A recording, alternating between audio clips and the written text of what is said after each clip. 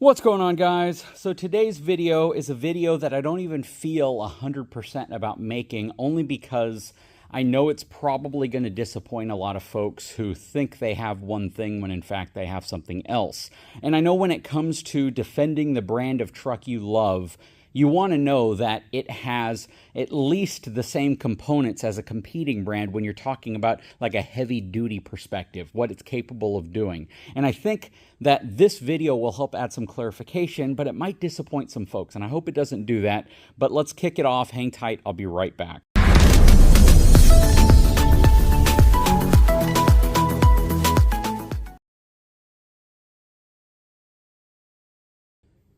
Okay, so in front of you, you were looking at a variety of different products.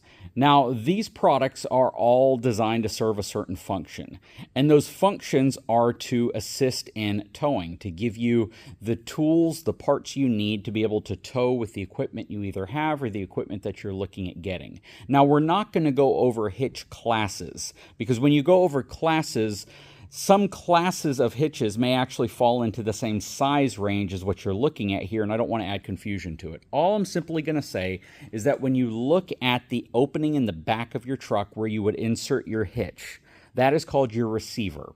If you were looking at half-ton trucks, almost 100% of the time, I don't think I know of any half-ton manufacturer who has used anything larger than a 2-inch opening on the back of a half-ton truck. I don't know if folks from Nissan who could get the Titan XD, who would say it's more of like a 3/4 ton truck, would agree, because a lot of people think of it more as like a heavy half-ton, even though I do believe they did offer a 2.5-inch receiver.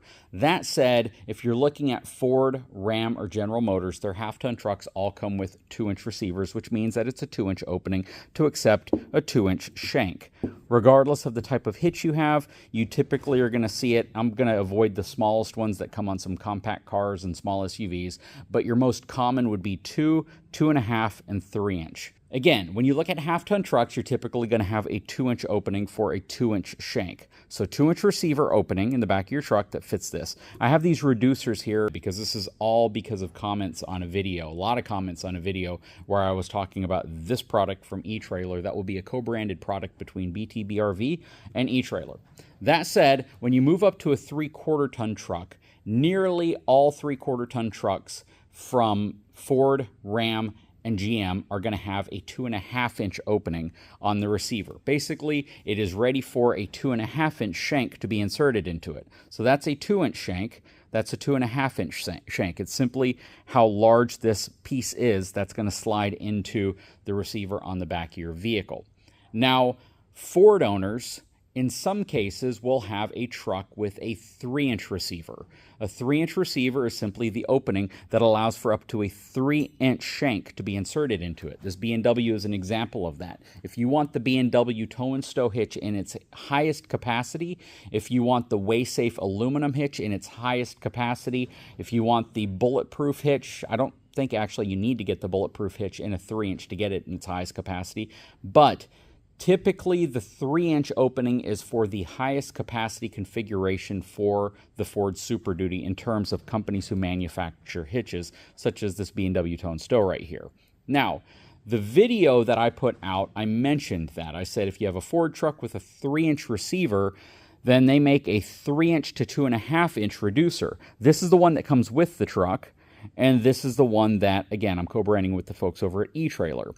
This specific product has some really cool perks because it has these incredibly strong magnets on the bottom of it that give you the capability of inserting it and pretty much not having to worry about it rattling around all the time, or whenever you move your hitch, having it slide out with it. So it's a really, really cool product, and it's really cool to be able to co-brand this product with the folks at eTrailer. That said, in that video, I mentioned Ford owners may need a 3-inch to 2.5-inch reducer. That's what I use in my truck when I'm not using my B&W. If I'm testing a hitch from, like the steel hitches from WaySafe, the largest shank they have is going to be a 2.5-inch. If I am testing a hitch from Bulletproof or any of these other ones, I typically have a 2.5-inch shank, so I need to use a reducer. I love this product, and we'll talk more about it here in a second, but so many people left comments, and they always do when I say that Ford is the only pickup truck manufacturer pickup truck with a normal bed that gives you the ability to get the truck with a 3-inch receiver opening. That is really important to think about because so many folks may believe that they have a 3-inch opening on their truck, and a lot of people left comments on the video where I talked about this, and they said, nope, my GM from 2009 has a 3-inch opening, or my 2021 Ram 3500 dually has a 3-inch opening. And I simply make the point, go out and measure it. It's not going to be a 3-inch opening. The reason why I know this is because on the automotive journalism side of my channel, I've asked the engineers if they ever plan on going to a 3-inch receiver on Ram or GM, and they've all said no. I did the reveal of the 2019 Ram heavy-duty pickup truck dually, and in front of that receiver, I asked the engineer if they're ever going to go to a 3-inch receiver, and he said no, they don't need to, because you can get hitches that have the same capacity in a 2.5-inch shank. You don't need a 3-inch shank.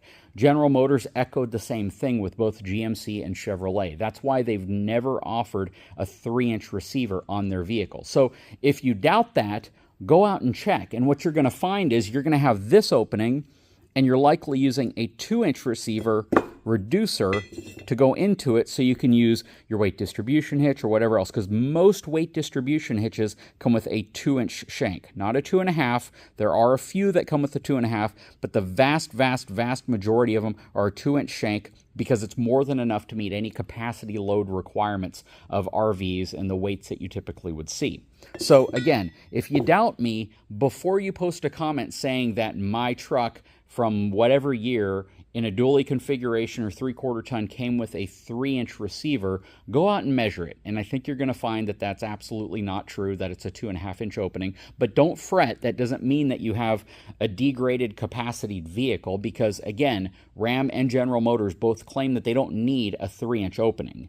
And the 2.5-inch receivers are more than enough to be able to handle the highest weight shanks that are available for them. One of the reasons why Ford went to a 3-inch opening, because in model year 2017, when the last version of the Super Duty was updated before this latest version, and they introduced the 3-inch receiver, they actually made the claim that you could tow up to maximum capacity without the need for weight distribution. You could tow off of the bumper, off of the rear receiver hitch with the 3-inch opening all the way up to 21,000 pounds worth of gross vehicle weight rating and 2,100 pounds worth of tongue weight without needing any type of weight distribution. So that was one of the reasons why they claimed they went to a 3-inch receiver. But again, no other manufacturer that I am aware of or have ever seen in the light-duty pickup truck segment, which is Class 3 and below, 14,000-pound GVWR and below, has offered a 3-inch opening or a 3-inch receiver except Ford. And again, if you doubt that, just go out and measure. If you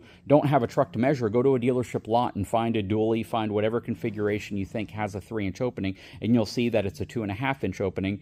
And if it's a half-ton truck, it's a 2-inch opening. So again, I'm not going over the class of hitch here, because that's a whole different thing, and you'll see most hitches are going to have different class designations. I'm going over the receiver opening and understanding the differences between General Motors, Ram, and Ford in terms of what they've offered. And if you're a Toyota or Nissan fan, except for the XD, which I think you could get the XD with a 2.5-inch shank receiver. I'm not 100% certain, but I think they might have. But if you have a normal Titan, if you have a Toyota Tundra, any other truck, it's going to have a 2-inch receiver. And that's just something to keep in mind, because when you're buying these parts, you want to be sure that you're getting the right part.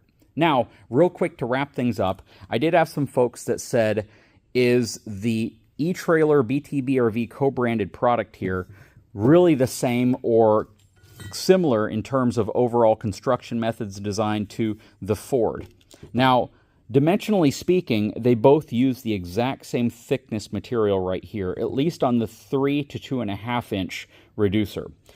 The Ford is about 1 inch longer, so it goes back about 1 inch longer. But the thing here is you really don't need that, because the shank going into this really only extends to the end of this, so having it further back doesn't really matter.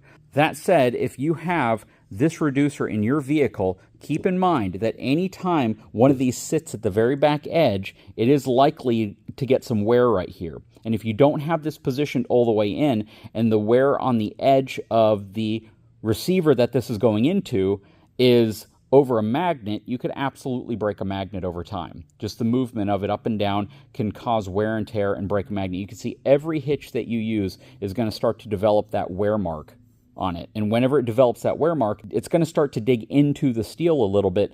And right here, even though these magnets are recessed into this steel by probably a millimeter or two, because they're definitely not perfectly flush, but because they're recessed in, as you start to wear away at the material, you could crack a magnet and break it. So just be sure that when you're using these, you have it pushed all the way back and it's seated all the way back in the farthest possible position. Now, because it does have this elongated hole right here, there does run the risk that it could work its way out slightly, and if it does and it gets over the magnet, it possibly could break a magnet. So just be aware of that if you're buying this product. I don't want anybody going into anything, especially something that I'm putting my name on as well, and not understanding the potentials for damaging or the potentials for it not working properly. And, you know, if it's as simple as just making sure that it's inserted all the way in, that's probably going to be a good fix for most folks. But from a material thickness perspective, it's the exact same thickness as the Ford. It's a lot better in terms of the fit and finish, in terms of the overall look. I love the back plate right here, whereas this one's just kind of like molded and bent up in place. This one has a really nice flange on the end of it. But overall, I mean, is this a product you have to have? No, but I think it's a really cool product to have, and it looks really nice, and it kind of decorates or dresses up the back of your truck a little bit. So I don't think there's any harm in that. That said, just be aware of, you know, whenever you have this in the back of your vehicle, where that weight's being pressed. And if you pull it out and you see a wear line back here where the magnet is, it would probably be a good idea just to make sure the thing is inserted all the way. But I know the folks over at eTrailer do a really good job of taking care of folks who might have an issue with something like that. So reach out to them if that's the case with you.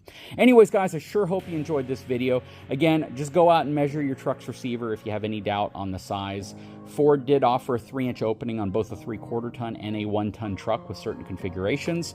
And if you have that truck, then you might need to use a reducer, because a lot of folks don't want to buy a hitch with a 3-inch shank because it's only ever going to work with the Ford that has the 3-inch opening. Or if they have some huge Class A diesel pusher that has, you know, some insane tow capacity, or a Super C on a Peterbilt that has some insane tow capacity, which also has a 3-inch receiver on the back. Final words, if you installed a 3-inch receiver on the back of your vehicle, then of course, yes, you have a 3-inch receiver on the back of your vehicle. Some people made that point that I was wrong because I said, you know, this Ram only has a 2.5-inch receiver, but then they said, well, I installed a 3-inch receiver. And of course, if you put one on, then you now have a 3-inch receiver. That said, I hope this video is informative and educational for you. Drop a comment below. I'd love to know if you went out and measured it, and if you did, and you have a GM or Ram, and it's the factory receiver that was installed on that vehicle when it was being built, send me a picture with a measurement of the inner diameter of that opening, showing it 3 inches, and I would be happy to make another video saying I was wrong.